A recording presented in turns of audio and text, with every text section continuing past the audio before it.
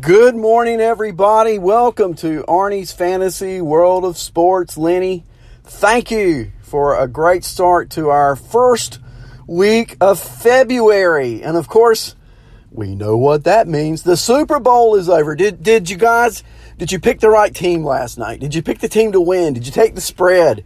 Who was the big winner, the big loser in the chat room? The Chiefs, of course. Super Bowl champions. That's tough for me to say.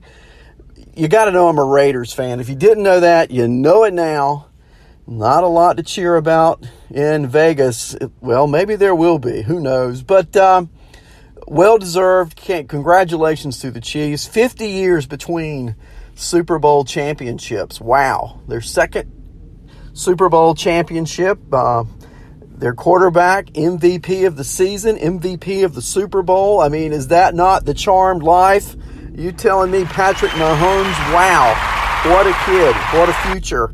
And so I just at least have to give kudos to the Chiefs as we start the show today. I want to talk about Mookie Betts a little bit before I get into third base, because we're going to spend a lot of time today talking about our third baseman. I've got my rankings ready for you, so I hope that you're ready for that. So here's the deal. Mookie, I think he's out of Boston. I think he's gone. I think we will know this week. Here's the prediction. I'm going to go back and remind you. I said this on Monday. This week he will be traded. We're 8 days away from pitchers and catchers reporting. The Red Sox, they are really in shambles, aren't they? They don't have a manager yet. And Mookie Betts up in the air. So reading articles this weekend, the Boston Globe, that's where I go for my information on the Red Sox. There are trade talks still going on with the Padres and the Dodgers, so it appears Mookie Betts will be headed to the West Coast. It's just a matter of where does he go. The best offer so far has got to be from the Dodgers. The Padres have been willing to trade, and here's the package. Manny Margot, are you kidding me? I mean, he started out his career with the Red Sox, or Josh Naylor, and I'm a Naylor truther. I love Josh Naylor. I think if I'm Boston, that's who I go with. They've also included talks with Cal Quantrill, left-hander Joey Lucchesi, and also Luis Campusano, who was the 2019 MVP of High A California League. He's a catcher, and he's 20 years old. Now, in order to afford Betts, the Padres need to unload Will Myers. And I know Lenny is a huge Will Myers fan. A lot of talent. The problem, I think, with Myers is he's a man without a position. And I don't care what you say. I've played enough baseball to know you like to know your position. At least get that mental part of your game out of the way. Will Myers has been a jack of all trades and master of none during his tour with the Padres. They put him in the outfield. They put him at third. They put him at first. He moves around everywhere from game to game. Great for fantasy in terms of flexibility. Bad for fantasy in terms of production and reality too. So interesting to see if the Red Sox are interested in that. Now the Dodgers, I like their package better. They have absolutely refused to trade Gavin Lux. Now, I don't quite get that. If I can get Mookie Betts in return. I mean, Gavin Lux, I'm not doubting he's a great player, but we know Mookie Betts is. That's the thing. But the Dodgers have been willing to trade 23-year-old Alex Verdugo. A lot of talent there. He hit .294, 12 homers in 106 games in 2019. He did miss 2 months with back injury.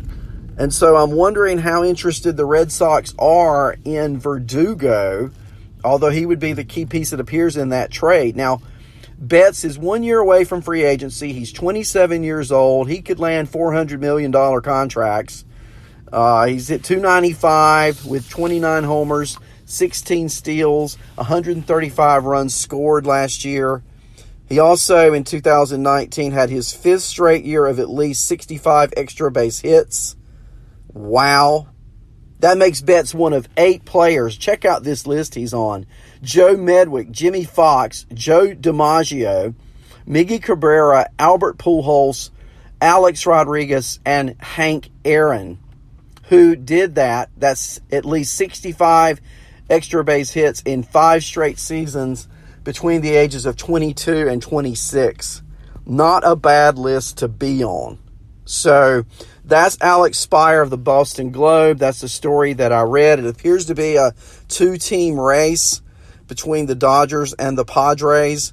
Now, some other players that I think could be involved in the trade that you don't hear about: Trent Grisham, who just came over to San Diego; Tommy Pham, who just came over to San Diego.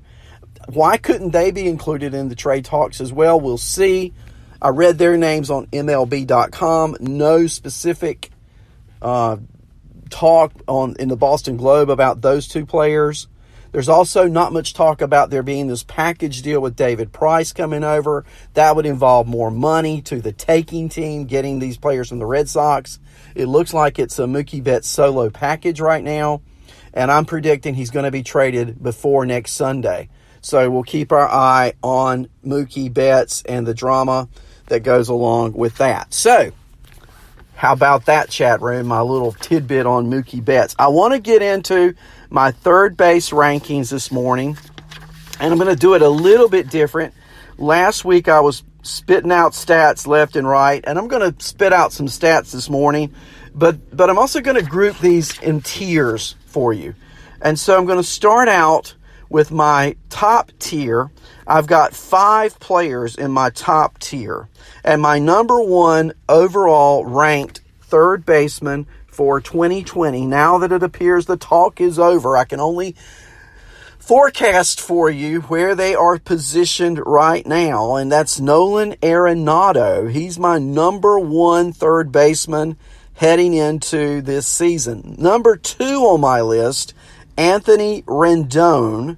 Number 3, Rafael Devers. Number 4, Jose Ramirez. And number 5, Alex Bregman.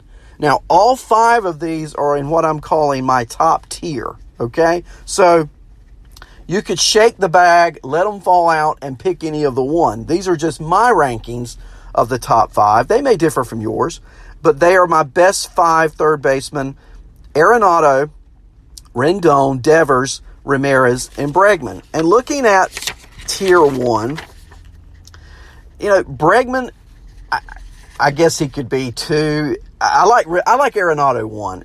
Bregman could be 2. Shake up 2 through 5, any order you want to put them in. Arenado to me is number 1. All right. Now, Bregman and Arenado both hit 41 home runs in 2019. Bregman had 234 runs plus RBIs, which was 14 more than Arenado's 220.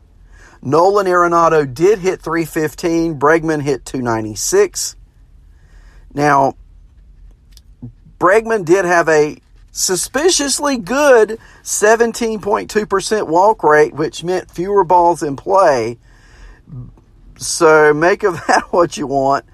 I'm just not investing too heavily. Jury is out on the Houston offense.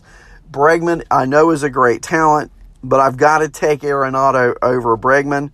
Jose Ramirez looking to bounce back. He struggled, as we know, much of 2019. But when he came back in September, he did flash that power speed talent. And he almost had a 25-25 season. Considering he was out over half the year, great numbers for Jose Ramirez, and I think he's going to put up great numbers in 2020. Rafael Devers, wow. Last year, was that not an incredible season we saw out of the Boston Red Sox key player in their order? He moved up into the top 3 after Benintendi struggled. He looked like a 21-year-old in 2018, but last year, in 2018, he hit 240. 240. Only 21 homers in 121 games. But last year, 2019, 32 homers, a 311 average. His average went up 71 points, 11 more home runs.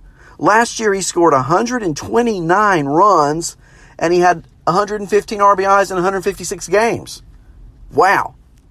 Rendon, well, he's got the best player in the game in that lineup with him. Now, last year, He had a 314 ISO at home, 245 on the road. He was consistent otherwise. Rendon hit 321 on the road last year, 317 at home. He had a 412 OBP, 39 walk, 44 strikeouts. He hits now behind Mike Trout, Shohei Ohtani, Justin Upman. Now, he may have trouble keeping up his runs and RBIs totals, but 25 homers appears more likely than 35 in 2020. And again, those are my top 5. Take them in any order you want because you can justify numbers. But Arenado, Bregman, Ramirez, Rendon, and Devers are my top tier. Okay, so 10 minutes into our show, we're to my second tier. And tier 2 could easily turn out to be tier 1. Now, I got to look at what they did last year. So I've got 3 players in my second tier. I've got Manny Machado. I've got Eugenio Suarez, and I know he's got the shoulder problem, but it doesn't look like he's going to miss much time. I don't know the severity of the shoulder problem, and that's why I've got to put Suarez below that top rung. And also Chris Bryant. So I got Bryant, Suarez, and Machado in my second tier. So let's talk about tier 2 for a moment. Chris Bryant. Wow. Not that long ago, most valuable player in the National League.